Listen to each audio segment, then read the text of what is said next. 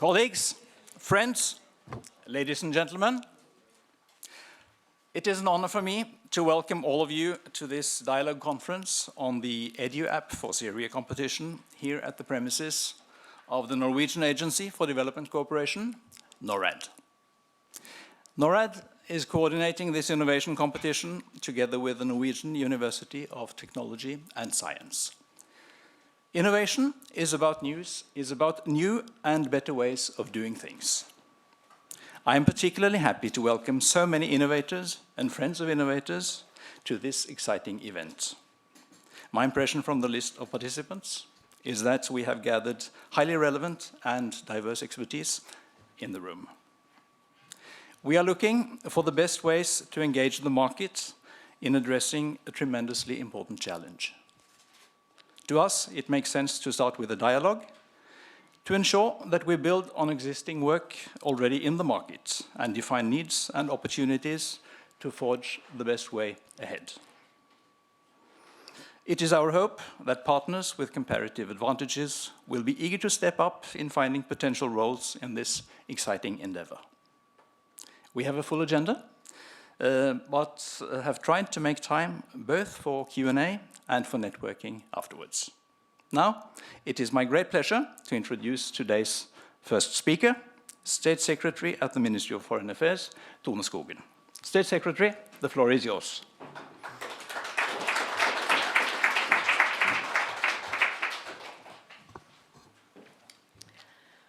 Thank you, and good afternoon to all of you. I'm quite impressed by the fact that so many people are here, and I too am quite pleased to be here today and to open this meeting on the EduApp4Syria Innovation Competition.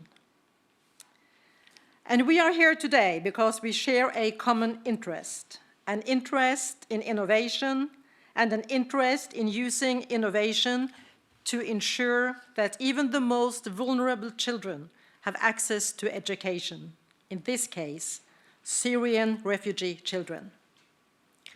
Education is a priority in Norway's development policy, and innovation is vital if we are to achieve our ambitious goals. Technological progress and the widespread availability of electronic devices are opening up new opportunities for increasing access to and improving the quality of education. The aim of this international innovation competition is to develop a smartphone application that can help Syrian children to learn to read no matter where they are and ensure continuity in their education. The app will be intended primarily for children living in crisis and conflict situations. Its purpose will be to give these children an opportunity to learn, an opportunity that is otherwise being taken from them. All children have the right to an education. No children should be exposed to the trauma and stress of war and having to flee from everything they know. Unfortunately, for many children, this is the reality. More than 3 million Syrian children are unable to attend school because of the war. Within Syria, school enrollment rates have dropped from almost 100% to an average of 50%. In some areas, enrollment rates are down to 5%. Education is vital for the future of these children. According to the Interagency Network for Emergency Education, INE, one of our partners in organizing this competition, at least a quarter of the schools in Syria have been damaged or destroyed, or are being used for purposes other than schooling. Some schools are standing empty because parents are keeping their children at home for fear of bombings and arbitrary attacks. Almost half the school-aged children who have managed to escape the country are not receiving any form of education. Most of the Syrians who have fled the country are living in nearby countries, such as Jordan, Lebanon, Iraq, and Turkey. Those who have been able to gain access to some form of education are encountering significant obstacles to learning, such as unfamiliar curriculums, language barriers, overcrowding, and discrimination. Syrian children who are unable to attend school need to be able to continue to learn no matter where they are living. Many of them have lived through traumatic experiences and prolonged periods of stress. The purpose of this innovation competition is to provide an alternative learning opportunity for these children. Given that a large proportion of Syrian refugees have access to a smartphone, we have chosen to make this a competition to develop a digital game-based learning tool that can be downloaded and used offline, a learning supplement for use in the home. Many Syrian parents are well educated and will be able to help their children to use a learning tool of this kind. The goal is for the new app to improve Syrian children's literacy levels in Arabic and also to improve their psychosocial well-being. I know that between you, you combine expertise on digital entertainment and learning games, on literacy, on the Arabic language, on psychosocial well-being, on education in crisis and conflict situations, and on other aspects of humanitarian relief operations. Some of you are already part of organizations and broad teams that are well placed to meet this innovation challenge. We know that innovation often thrives when experts from various disciplines join forces to address new and important challenges. I hope this meeting will inspire you to participate in the competition. And now, I think it's time to get on with today's important agenda, but before I hand over the floor, I would like to mention the project partners involved. We, that is Norad, who we just heard from, our host today, DFI, the Ministry of Foreign Affairs, who together with NTNU cooperate with our international partners, which is the partnership All Children Reading, the mobile operator Orange, and INE. I would like to thank all the project partners for taking part in this important endeavor and wish you all the best. Thank you.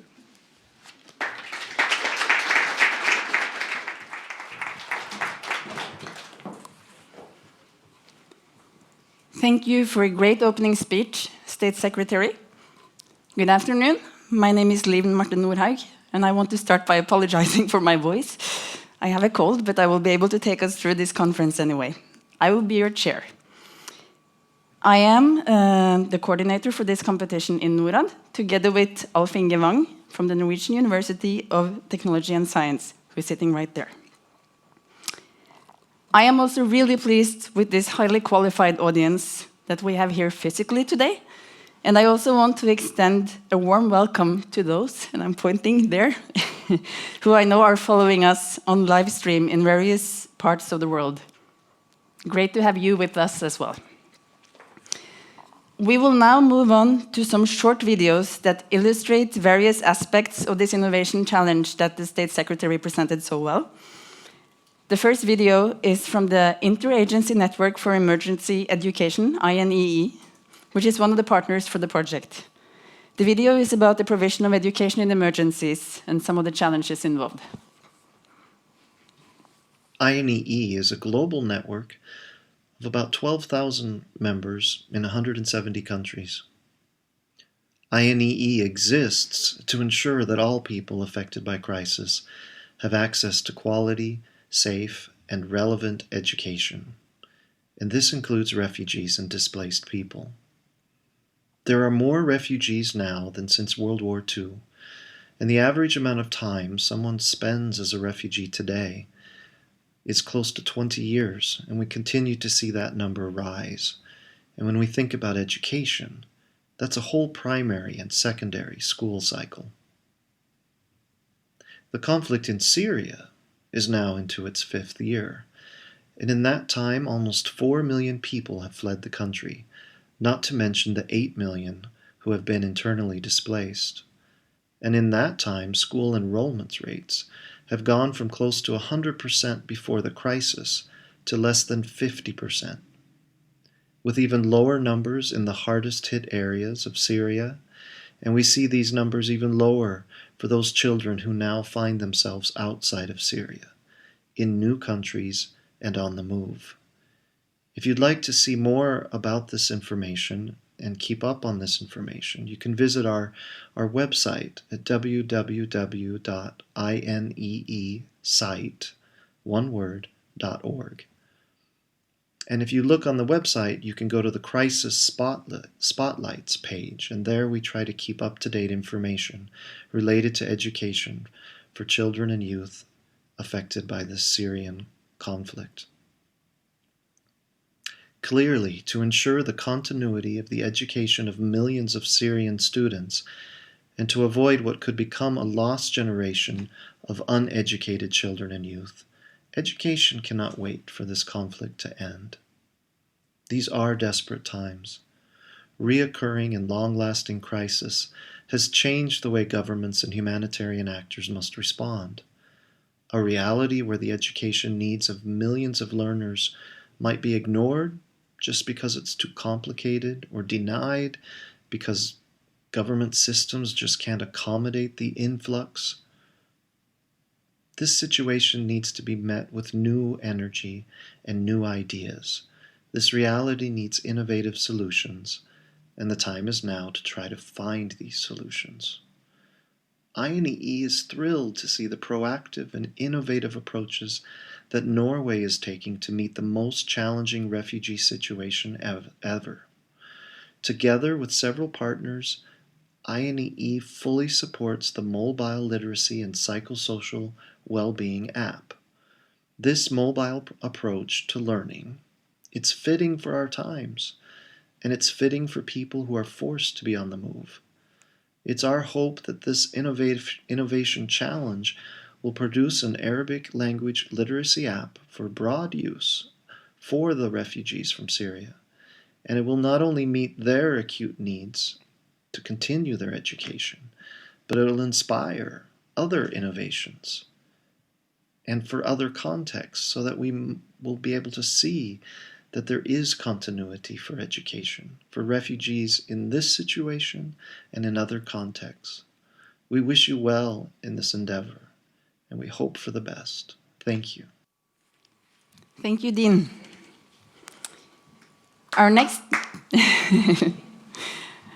video is of a Syrian family currently living as refugees here in Norway. Even though this is not where most of the target population for this innovation project lives, we still believe that their experiences and perspectives are very relevant. طلعت لليبيا وحدي يعني، وحاولت أسس شغل وأفتح شيء جديد وأبعت على زوجتي وأولادي فيما بعد. فلحين ما صارت الموافقة وزبطت أموري، كان هون بلشت الأزمة بسوريا، وصار في ضرب في حلب عفوا، وصار في قصف وإلى ذلك. فحضروا تقريبا شهرين من الأزمة في حلب وإجوا لعندي على ليبيا. عادت سنة زمان، رجعت اشتغلت الأزمة في ليبيا والقصف وإلى ذلك. جيت عن طريق البحر، كان قرار صعب جدا يعني، وتاريخ اللحظة ما بسامح حالي يعني صدقا أنه حطيت أولادي بهالمرحلة. ووصلنا لهم، بس كانت رحلة صعبة جدا جدا يعني، ما تنوصف لا بكلام ولا بجرائد مثل ما بقولوا يعني. عندكم تواصل مع قرايبكم بالداخل أو بالخارج، أو وين القرايب وين الناس؟ التواصل لابد منه صراحة، في بالداخل وفي بالخارج وفي بعض الأصدقاء، لا يخلى الأمر عن طريق الأجهزة الحديثة حاليا، السكايب، الفايبر، بعض المواقع الموجودة، التواصل الاجتماعي غالبا.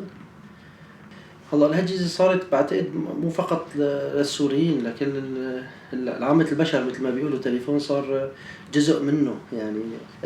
أكثر الأشخاص بتواصلوا بالمواقع اللي هي التواصل الاجتماعي اللي ممكن يتواصل من خلالها مع الأشخاص التانيين، وبعض منهم بتناولهم بالألعاب والتسلية كذا. إلا فيما دول الجوار مثل تركيا ولبنان حكم أنه أزمة معينة. بعرف أشخاص كتير ما بيروحوا على المدرسة لأن البلد بحرب وما في يعني مدارس كافية للسوريين الموجودين هناك. بس كون أنه في دول الجوار، في بعرف أشخاص أولاد حماي قرايبيني بالسويد، بعرف بألمانيا، بعرف حتى بالنرويج كتير أشخاص بيروحوا على المدرسة. بس ولكن الموضوع مو موضوع لأن لغة النشق الطفل بشهرين 3 بيسيطر عليها. عرفت علي؟ المشكلة أنه اللغة الأم هي اللي عم تتناساها. يعني أنا قبل ما يدخل ابني على الروضة بعد بتصور أنه كان يحكي معي، يتفرج على التلفزيون العربي، يحكي معي باللغة الفصحى على سبيل المثال. بلش يدخل على المدرسة بلش يتناساها يعني. أكثر مشكلة بعاني منها أنه بتصور أنه ابني يصير عمره 15-16 سنة لا يعرف يقرأ ولا يعرف يكتب عربي، خاصة أنه لفظه هلأ بالعربي ضعيف. هلا هي لغة الأم هو مجرد مو بس أهمية، يعني بغض النظر عن التقاليد والمتعارف عليه أنه لازم يكون يحكي هذه اللغة الأم، مهمة بالنسبة له. يعني إحنا ما بنعرف مستقبلا الإشي مخبينا يعني. كيف بتحاولي تعلمي العربي؟ هل جربتي تحاولي ولا لسه؟ لا، عم بحاول. هلا حاليا عندي دفتر بيكتبوا عليه حرف. نحن بتعرف اللغة العربية مثل اللغة النرويجية ألف ب ت س. بحاول أنا أطل الأحرف وأعلمه، يعني مثل ما نحن تعلمنا في بلدنا، تعلمنا الأحرف وهيك لا قدرنا نتعلم الكلام ونقدر نحكي ونقدر نكتب.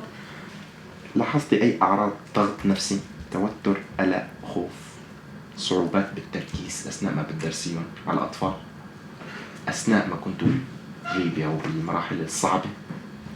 هلا طبعا الطفل بسوريا بتعرض لكتير ضغوطات من ناحية الأصوات، القذائف، بصير معهم ستريس، توتر من يعني في جو سوريا ما بقدر أوصف لك إياه، يعني من الخوف والرعب. يعني نحن ككبار وبصير معنا حالات رشفة وتعب وخوف، فكيف طفل يعني عم بسمع كل يوم صوت القذف وصوت الضرب وصوت القذائف، يعني شيء يفوق الوصف.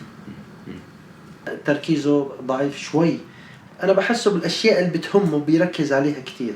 ممكن تخلي البنت تمسك التليفون قد الصبي؟ طبعا شيء مهم انه احط لهم، انا انزل لهم برامج شيء تفيدهم ويستفيدوا منها ويتعلموا فيها. فهذا شيء مهم ان كان بنت وان كان صبي، طبعا ما في فرق بيناتهم، اكيد الاثنين لازم يكونوا يتعلموا. I really want to thank the Aksh family living in Hønefoss for sharing their experiences with us and opening their home. Thank you. We now have 2 short videos about the areas that we're really hoping to have an effect on through this innovation challenge. We will start with this short video on literacy. Before we begin our discussions today, I'd like to share some insights from research. The formula for success in reading instruction is simple. It has 3 parts. Children must learn how to read in a language that they speak and understand. The instruction that they receive must be consistent with what we know from evidence-based practice. And children must spend enough time on task, that is, in instruction and in reading practice, to build a level of skill that is sufficient to use reading as a tool for learning.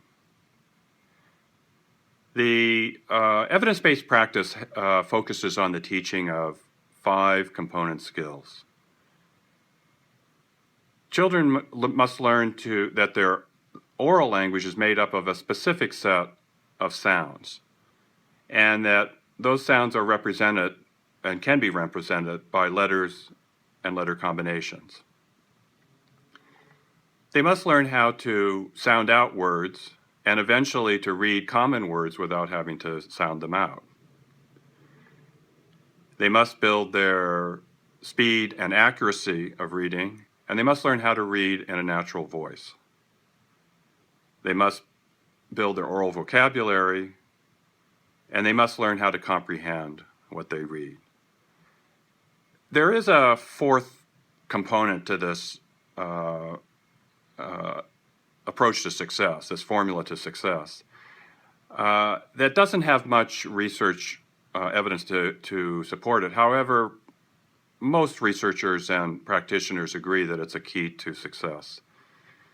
And that's motivation. Children must find reading instruction interesting, enjoyable, and meaningful. If they don't, they're going to lose their motivation and their attention's going to turn elsewhere. A digital app that is consistent with this three-part formula for success and that engages students in such a way that it supports their motivation to learn can be successful in teaching Syrian children to read. I hope during our discussions that we keep these insights from research on the table. Thank you. Thank you, John. The next video briefly discusses the relevance of psychosocial well-being for this project. As you know or can imagine, children affected by the conflict in Syria are under extraordinary stress. Many have witnessed terrifying violence, are enduring the loss of family members and friends, and find themselves far from home in an unfamiliar place. There's a lot of variability and diversity in the way children respond to these kinds of traumatic stresses. Their responses and their capacity for resilience will vary.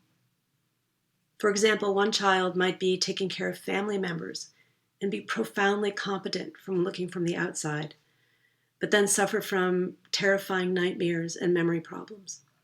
Another child may be able to work on a math problem or read, but at the same time be suffering from headaches and not want to connect with others, be really socially isolated. Regardless of their situation or response to stress, re-engaging children in their learning and offering psychosocial support can help them cope, connect to community, and reduce the long-term negative effects of stress on their brain development, their health, and their learning outcomes. I encourage you to look at the research on stress, trauma, and resilience, best practices in education and emergencies, and the stories of children themselves. Their voices can give us a lot of information about their everyday struggle, how they're coping with stress, the strategies that they're coming up with on their own, and where they really need advocacy and assistance. Best of luck on your projects. Looking forward to the good work.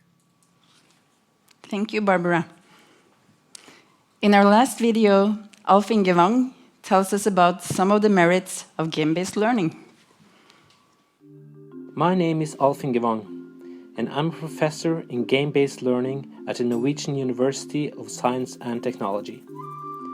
Further, I'm one of the founders and inventors of the game-based learning platform Kahoot, which has been used by over 80 million people across the world. I'm also the chairman of Join Game, which is Norway's largest professional network for game researchers and game developers. I believe game-based learning on mobile platforms can significantly improve the well-being and literacy among Syrian children unable to attend school because of war. And here are my reasons for why. Play is our first language. Babies learn through playing and interacting with everything within reach. We continue to learn through playing our whole life. The majority of children growing up today plays video games and expect media to be interactive. Research results. Several studies show that game-based learning, when used correctly, has beneficial effects on academic achievement, motivation, engagement, concentration, enjoyment, and classroom dynamics. Yes! I got it! I got it! Yes! Information on demand. Well-designed games provide information on demand and just in time when you need it. Players as producers. Good games allow players to be producers and not only consumers. This means that a player can create their own game content. Studies of game-based learning applications that allow players to be producers show a higher learning effect compared to games where the players only are consumers. Adaptive progression. Good games adapt the difficulty level dynamically to the player's skills to allow a smooth learning curve, and is therefore well suited for children with learning difficulties. They teach players the initial skills that later can be used to solve more complex problems. Improved skills through repetition. Good games repeatedly confront the player with a similar problem until they have the skills to master new challenges. Mastering a problem in a game will boost the player's self-esteem, while new, more difficult challenges will develop resilience. Social learning. Social learning can take place in multiplayer games where players can learn both subject and social skills. Social learning also takes place when two or more persons share a game experience on a single device. A typical game-based learning scenario of social learning would be when a child and a parent interact in a single game and together learn and play. Learning everywhere. Learning does not only take place in classrooms, but everywhere, both virtually and in the real world. The grand challenge within game-based learning is to find the perfect balance between entertainment and learning. Good luck.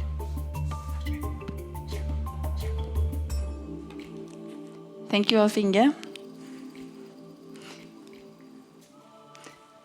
Having introduced various aspects of the challenge in some more detail, we will now hear from a large commercial company. Mr. Erwan Le Contrec from the mobile operator Orange will now speak briefly about why Orange decided to be a partner for this innovation competition. Please, Erwan, the floor is yours. Okay, thank you, Liv. First of all, I would like to thank the Norwegian Agency for Development Cooperation, Norad, for inviting me to speak here today. Orange is glad to be part of this important project. The Orange Group has worked in support of education for many years. Its foundation has helped build schools in sub-Saharan Africa and is supporting projects involving digital tools. The foundation particularly works to promote the education of young girls. More generally, through its research and development work, the Orange Group invests in the development of innovative educational solutions, support for the development of content, e-learning platforms, MOOCs, applications dedicated to learning via smartphones or tablets, preferential rates for internet traffic or connections, even free access to Wikipedia in Africa, and satellite connections for schools. We see that the ongoing digitalization of society has a great impact and requires a dedicated approach to reap the benefits. Projects within the education or healthcare sectors tend to require a collaborative approach, which partnerships involving a great variety of players, NGOs, public sector players, academics, education specialists, technical and financial partners, startups, and industrial groups. These alliances are often crucial for success. The Orange Group believes that ICT may have a beneficial impact on educational challenges, such as improving educational quality through access to relevant content for isolated or very poor populations. And we have no doubts about the need for innovative learning solutions for Syrian children. This is what has brought us together today. The impact of conflict is terrible, and many Syrian children risk becoming part of a lost generation. For these children, a quality education is needed to protect their future opportunities. ICTs alone will not be a miracle solution to the dramatic situation they are facing, but can be an important supplement to the physical and the ground efforts deployed by other stakeholders. A learning application like the one we are discussing today, may encourage children to keep learning and to stay engaged. This is why Orange Lab's researchers will be supporting the project throughout. In addition to bringing in our R&D expertise, we will help this competition by supporting the distribution of the best learning application. This is similar to what we are already doing with the African Social Venture Prize, where we are present in 20 countries. Orange is already present as a mobile operator in Jordan and Iraq, countries with large Syrian refugee populations. And if the winning application proves to be relevant also for other Arabic-speaking populations and countries where Orange is present, we can help with outreach efforts in this as well. We believe that it is quite likely that the winning concept from this competition may end up having a broader relevance for the initial target population, giving the novelty of combination, learning and psychosocial well-being in a mobile tool. I wish all of you, the best of luck as potential participants for the competition, and hope you continue to stay engaged. Thank you.